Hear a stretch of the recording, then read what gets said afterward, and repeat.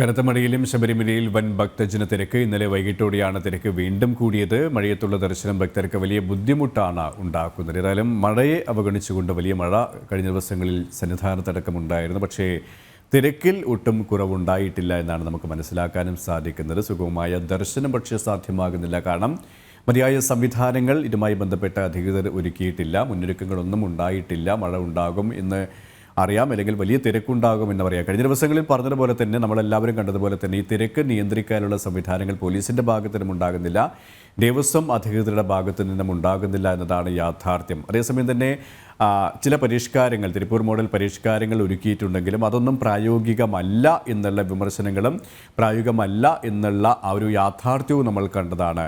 പലയിടങ്ങളിലും സന്നിധാനത്തെ തിരക്ക് കുറയ്ക്കാൻ ഈ പമ്പയിലും നിലയ്ക്കലിലും അടക്കം ആൾക്കാരെ, ഭക്തരെ അവിടെ നിയന്ത്രിക്കുന്ന, അവിടെ പല ഘട്ടങ്ങളിലായി പിടിച്ചു നിർത്തുന്ന ഒരു സമീപനമാണ് പോലീസിൻ്റെ ഭാഗത്തുനിന്നുണ്ടായത്. പോലീസും ഭക്തരും തമ്മിലുള്ള ചില വാക്കേറ്റങ്ങളിലേക്ക് വരെ ഇടവരുത്തിയിരുന്നു. എന്നാൽ പിന്നീട് തിരക്ക് അല്പം ശമിച്ചിട്ടുണ്ടെങ്കിലും ഇപ്പോഴും തിരക്ക് വലിയ രീതിയിൽ വർദ്ധിച്ചു വരുന്നു എന്നതാണ് യാഥാർത്ഥ്യം. സന്നിധാനത്തിൽ നിന്നും അരുൺ കൊടുങ്ങൂർ ചേരുകയാണ്. അരുൺ, സന്നിധാനത്തടക്കം വലിയ രീതിയിലുള്ള ഭക്തജന തിരക്ക് തന്നെയാണോ അനുഭവപ്പെട്ടുകൊണ്ടിരിക്കുന്നത്?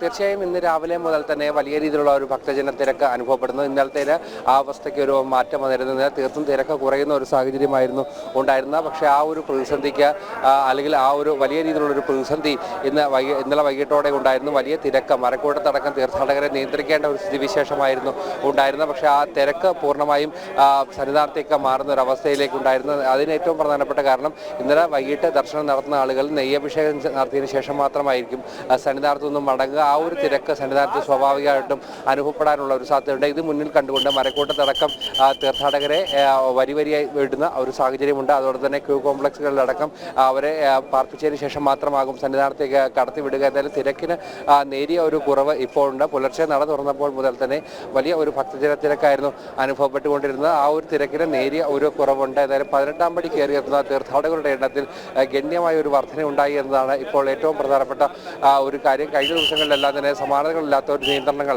സന്നിധാനത്ത് ഏർപ്പെടുത്തേണ്ട ഒരു സാഹചര്യം ഉണ്ടായിരുന്നു.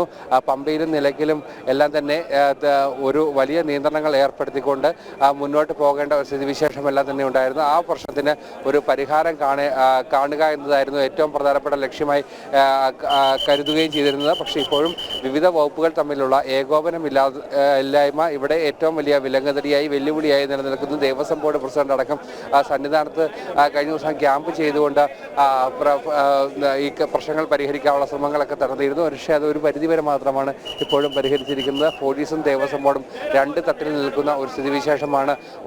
ഇതെല്ലാം തന്നെ ആത്യന്തികമായി ശബരിമലയെ ദർശനത്തിനെത്തുന്ന ഭക്തരെയാണ് ബാധിക്കുന്നത്. അതൊരു വലിയ പ്രതിസന്ധിയായി തന്നെ നിലനിൽക്കുകയും ചെയ്തിട്ടുണ്ട്. എന്തായാലും ഇന്നലെ മഴ പെയ്യുന്ന ഒരു സാഹചര്യം ഉണ്ടായിരുന്നു. മിനിഞ്ഞാന്ന് രാത്രി മുതൽ തന്നെ അതിശക്തമായ മഴയുണ്ടായിരുന്നു.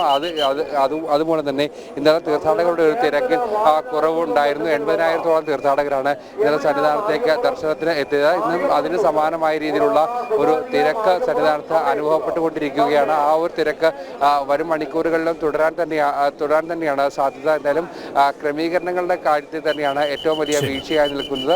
ആ ഒരു പ്രശ്നങ്ങൾ ഇതുവരെയും പരിഹരിക്കാൻ കഴിഞ്ഞിട്ടില്ല എന്നതും ഏറെ ബുദ്ധിമുട്ടുണ്ടാക്കുന്നു. എന്തായാലും വരും ദിവസങ്ങളിൽ അവധി ദിവസം കൂടി വരികയാണ്. അതോടൊപ്പം തന്നെ ഈ മണ്ഡല പൂജാ സമയം കൂടി വരികയാണ്. ആ ഒരു സമയത്ത് കൃത്യമായ രീതിയിലുള്ള ക്രമീകരണങ്ങൾ, സൗകര്യങ്ങൾ അത് ഒരുക്കിയില്ല എങ്കിൽ ഭക്തരെ സംബന്ധിച്ചോളം അത് വലിയ ബുദ്ധിമുട്ടാകും എന്നാണ് ഏറ്റവും പ്രധാനപ്പെട്ട കാര്യം. എന്തായാലും ദേവസ്വം ബോർഡ് പ്രസിഡന്റ് അടക്കം അടുത്ത ദിവസം വീണ്ടും സന്നിധാനത്തേക്ക് എത്തും. ദേവസ്വം മന്ത്രി അടക്കമുള്ള ആളുകൾ എത്തുമെന്നാണ് പ്രതീക്ഷിക്കുന്നത്. വീണ്ടും ഒരു അവലോകന യോഗം ചേർന്ന മണ്ഡല പൂജയ്ക്കുള്ള ഒരുക്കങ്ങളെല്ലാം തന്നെ വിലയിരുത്തുമെന്നാണ് കരുതുന്നത്.